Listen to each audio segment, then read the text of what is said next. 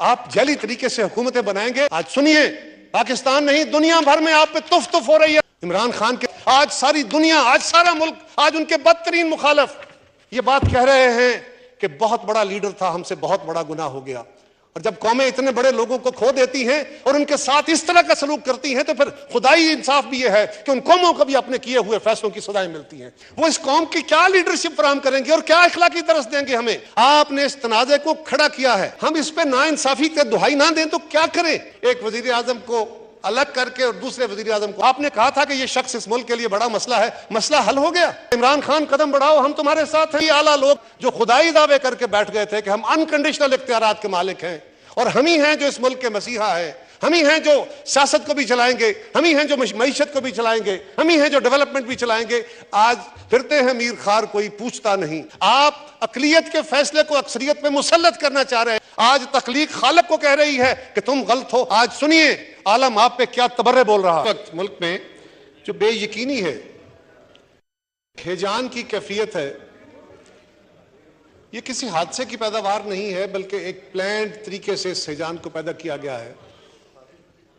اور اس ہیجان کو اپنے خاص مقصد کے لیے استعمال کرنا, یہ ہمارے مخالفین کا, یہ کچھ لوگوں کا وتیرہ بنا ہے. ہر بندہ, پاکستان کا ہر شہری اس بات پہ متفکر ہے, وہ کسی بھی طرف کا ہے, وہ کسی بھی جماعت سے تعلق رکھتا ہے کہ فیوچرسٹکلی ہمارا کیا بنے گا, ملک کس طرف جا رہا ہے. کہ آج ہماری اپنی اس شہر کی گلیاں, اس شہر کی سڑکیں بھی وہ نظارے دیکھ رہی ہیں, لاہور کی سڑکیں بھی وہ نظارے دیکھ رہی ہیں, اور بھی بہت سارے شہروں کی سڑکیں وہ نظارے دیکھ رہی ہیں کہ وہی اعلیٰ لوگ جو خدائی دعوے کر کے بیٹھ گئے تھے کہ ہم انکنڈیشنل اختیارات کے مالک ہیں اور ہم ہی ہیں جو اس ملک کے مسیحا ہے, ہم ہی ہیں جو سیاست کو بھی چلائیں گے, ہم ہی ہیں جو معیشت کو بھی چلائیں گے, ہم ہی ہیں جو ڈیولپمنٹ بھی چلائیں گے, آج پھرتے ہیں میر خار کوئی پوچھتا نہیں. اس عاشقی میں عزت سادات بھی گئی, آج یہ حالت ہوئی پڑی ہے ان کی. آپ اقلیت کے فیصلے کو اکثریت میں مسلط کرنا چاہ رہے ہیں, یہ کون سا انصاف؟ ہمیں آپ کس اصول کی بات کر رہے ہیں جس نے آپ جناب اسپیکر, جس نے اس ایوان کو اصولوں اور قانون پہ چلنے کے درس دینے ہیں, پہلے اس کو اپنے آپ کو بھی دیکھنا ہوگا کہ کیا وہ خود اپنے اصولوں پہ چل رہا ہے. جناب اسپیکر, ہم جب یہاں آتے ہیں تو ہم مختلف بیک گراؤنڈ سے, مختلف نظریات کی حامل جماعتیں ہوتی ہیں, کچھ کے نیشنل ایجنڈاز ہوتے ہیں, کچھ کے علاقائی ایشوز کے اوپر جماعتیں تشکیل پاتی ہیں, اپنے اپنے منشور ہوتے ہیں. ہماری ڈویژن تو جینون ہے, اور یہ اس لائن سے اس طرف اور اس طرف یہ واضح لائنیں ہیں. جناب اسپیکر, مجھے سوال نہیں کرنا کہ ہم کیا کرنے گئے تھے, 6 دن وہاں بیٹھے رہے, آپ تو کہتے تھے کہ ہاں میں آپ کو موقع دیتا ہوں, تو پھر ہم آپ کی کس بات پہ یقین کریں؟ آپ لوگوں کو پہلے یعنی انڈر دا کارپیٹ کرتے رہے. اور وہاں پہ جناب اسپیکر یہ بھی تھا, ڈیفنس سیکٹری کو بلایا گیا, انہیں کہا گیا کہ جناب آپ ہمیں تفصیلات دیں. انہوں نے کہا جی ہم آپ کو بند کمرے میں چاہتے ہیں کہ ذرا ان کیمرہ کچھ ایسی حساس معلومات ہیں ہم آپ کو وہ دے سکیں. کہا گیا کہ نہیں. پھر الٹیمیٹلی طے ہوا کہ آپ ہمیں بند لفافے میں اپنی معلومات جو ہیں, اپنی جو انفارمیشن ہے وہ عدالت کو دے دیں اور ہم یہاں کچھ سوال ریز کریں گے.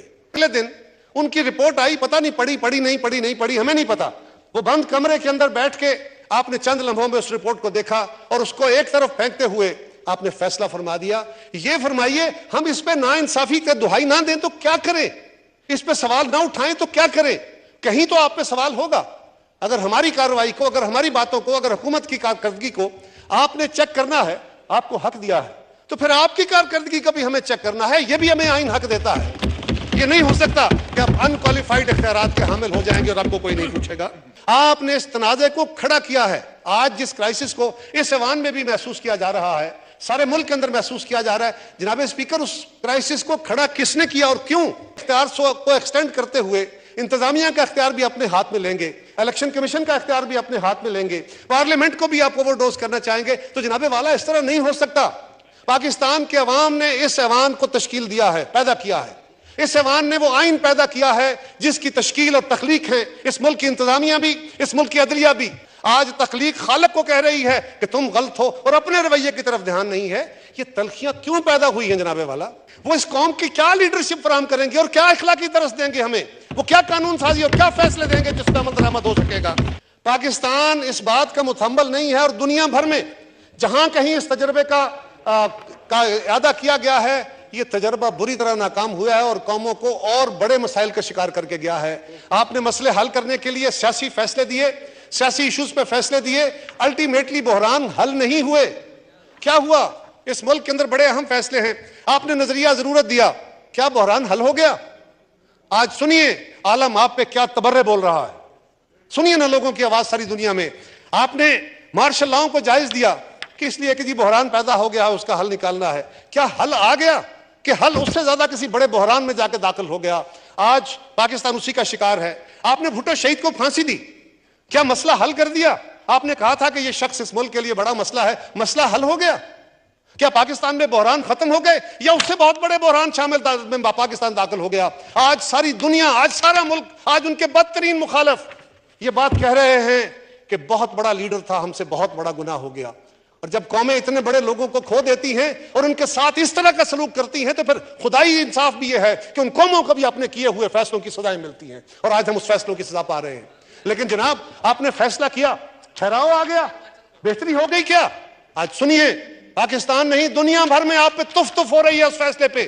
ہم نہیں کہہ رہے، یہ الگ بات ہمارے دوستوں نے بھی کہا کہ ہم تو صرف ہسٹری سٹیٹ کرنے کے لیے آپ کے پاس گئے، آپ ہمارا وہ مقدمہ بھی سننے کو تیار نہیں ہیں۔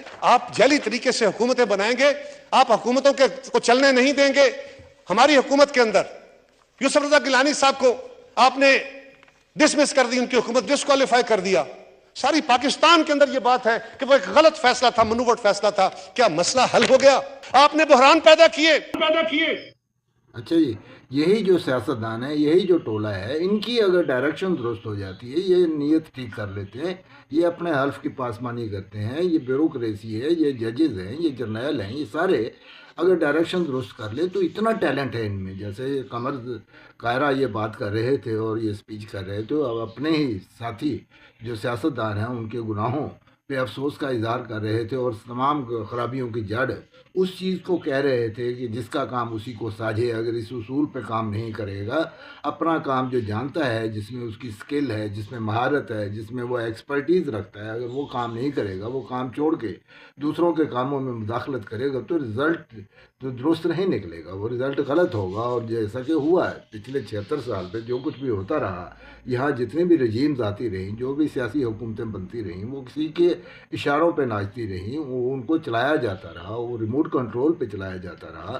اب 25 کروڑ عوام اور اس کی سیاستدانوں کی ایک بڑی کھیپ، ان کے مقابلے میں کوئی ایک ضیاء الحق یا کوئی ایک ایوب خان ڈکٹیٹر یا کوئی ایک مشرف جو ہے نا، وہ اتنا عقل مند یا دانا نہیں ہو سکتا۔ اجتماعی شعور چاہیے تو یہ کہ ہم اپنی وہ کریم کلاس جو میجورٹی میں ہے، جو ہماری یوتھ ہے، اس سے کام لیں، ان کے حوالے ان کا مستقبل کریں۔ لیکن ہم بضد ہیں، ابھی سسٹم جو ہے، اس کے جو پروردہ ہے، اس کے جو بینیفیشریز ہیں، وہ اسی سسٹم کو اسٹرینگتھن کرنا چاہتے ہیں۔ یہ سسٹم ان کا مفادات کی حفاظت کے لیے بوڑھوں کو، ریٹائرڈ کو، جو نہ جسمانی طور پہ فٹ ہیں نہ ذہنی طور پہ فٹ ہیں، انہیں کو جو ہے نا، انہیں کو استعمال کر رہا ہے، انہیں کو جو عوام کے اوپر مسلط کر رہا ہے۔ وہ صدارت سے لے کے وہ چیئرمین سینٹ شپ ہو یا وہ ریٹائرڈ لوگ جو ہیں مختلف اداروں کو، ان کو مختلف اداروں میں تعینات کرنا۔ ابھی پہلے انہوں نے اپنا ایک کیریئر گزارا شاندار، اس میں تنخواہیں لی، وہ اپنے ہینڈسم سے جو پینشن لے رہے ہیں۔ اب نئے لوگوں کو آپ چانس دیں، ان لوگوں